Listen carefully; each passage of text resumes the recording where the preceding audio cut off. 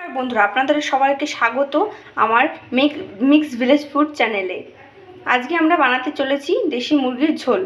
যার জন্য লাগবে দেশি মুরগি, গোটা জিরে, গোটা শুকনো লঙ্কা, গোটা গরম মশলা, এখানে আছে কাশ্মীরি রেড চিলি পাউডার, এখানে আছে ঘি, এখানে লবণ, এখানে গরম মশলার গুঁড়ো, এখানে আলু, এখানে পেঁয়াজ কুচি করা, এখানে আছে লঙ্কা বাটা, এখানে আছে আদা রসুন পেস্ট, এখানে আছে জিরে পেস্ট, এখানে হলো হলুদ গুঁড়ো আর সরিষার তেল। চলুন আমরা রান্নাটা এখন শুরু করি। আমরা কড়াইটা গরমে বসিয়ে দেব। কড়াইটা গরম হয়ে গেছে, এর মধ্যে আমরা এখন তেল দিয়ে দেব, সরিষার তেল। তেলটা একটু বেশি দেব। এবার প্রথমে আমরা আলুগুলো ভেজে নেব। আলুগুলো ডুবুর তেলে করে ভালো করে লাল করে ভাজতে হবে, তাহলে এর স্বাদটা ভালো হবে। এর মধ্যে সামান্য একটু লবণ দিয়ে দেবো। ভাজা হয়ে গেছে, এবার আমরা আলুগুলো তুলে নেব। এবার আমরা তেলে এক এক করে শুকনো লঙ্কা, জিরে আর গোটা গরম মশলা দিয়ে দেবো ফোড়নে।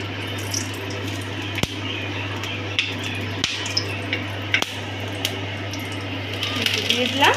এবার আমরা এর মধ্যে পেঁয়াজ দিয়ে দেবো। তারপরে পেঁয়াজগুলো ভালো সুন্দর গোল্ডেন ব্রাউন করে ভেজে নেব। এবার আমাদের পেঁয়াজগুলো ভাজা হয়ে গেছে। এবার আমরা এর মধ্যে একে একে রসুন, আদা বাটা, জিরে বাটা, লঙ্কা বাটা,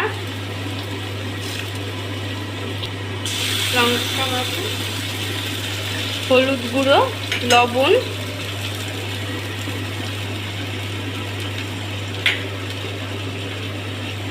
স্বাদ মতো দিয়ে ভালো করে মিশিয়ে নেব এবং খুব ভালো করে লাল করে ভেজে নেব। মশলাটা ভালো করে ভাজার জন্য আমরা সামান্য একটু জল দিয়ে দেব। ভালো করে ভাজা হয়ে যাবে এবং সামান্য একটু চিনি দিয়ে দেবো, ভালো রঙটা ভালো আসবে।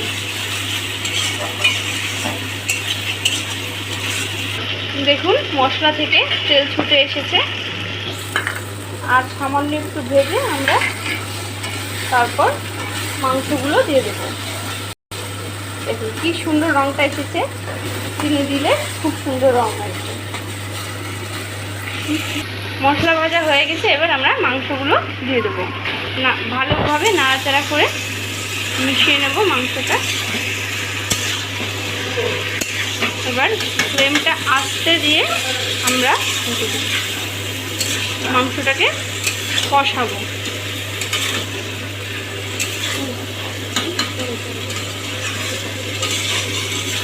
মাংসটা আমরা একটু ঢেকে দিয়েছিলাম, এখন তুলে দেখব মাংসটা কেমন হয়েছে। মাংসটা সামান্য একটু জল বেরিয়েছে। এখন মাংসটা নাড়াচাড়া করে দেখবো।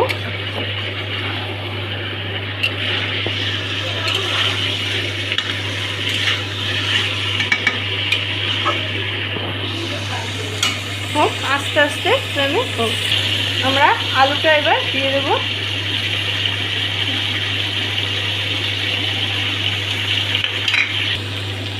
মাংসটা খুব সুন্দর হয়ে লাল হয়ে গেছে, কিন্তু আমরা আরেকটু কষাবো, তাহলে আরও বেশি ভালো হবে। আরেকটু কষাবো, যখন তেলটা ছেড়ে দিবে আরও ভালো করে, তখন আমাদের কষানোটা হয়ে যাবে। দেখুন আমাদের মাংসটা খুব সুন্দর লাল হয়ে কষানো হয়ে গেছে। এবার আমরা পরিমাণ মতো জল দিয়ে দেবো। এবার এটা আমরা কিছুক্ষণের জন্য ফুটতে দেব। ঢাকনাটা একটু তুলে দেখি আমাদের মাংসটা কেমন ফুটছে। দেখুন মাংসটা খুব সুন্দর ফুটছে। আর একটু হলেই আমরা নামিয়ে নেব। এবার আমরা সামান্য ঘি দিয়ে দেব।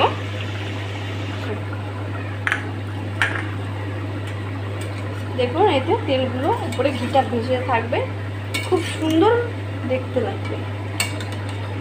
একটু ফুটুক, তারপর আমরা গরম মশলা দিয়ে মাংসটা, এই যে আমাদের মাংসটা এখন হয়ে গেছে, সামান্য গরম মশলা গুঁড়ো দিয়ে দেবো। হয়ে গেল। এবার একটু নেড়ে চেড়ে নামিয়ে দেবো। Chicken curry ready. আমাদের চ্যানেলটি ভালো লাগলে আমাদেরকে লাইক, সাবস্ক্রাইব অ্যান্ড শেয়ার করবেন এবং আমাদের নিত্য নতুন ভিডিও পাওয়ার জন্য বেল আইকনটি প্রেস করবেন। ধন্যবাদ।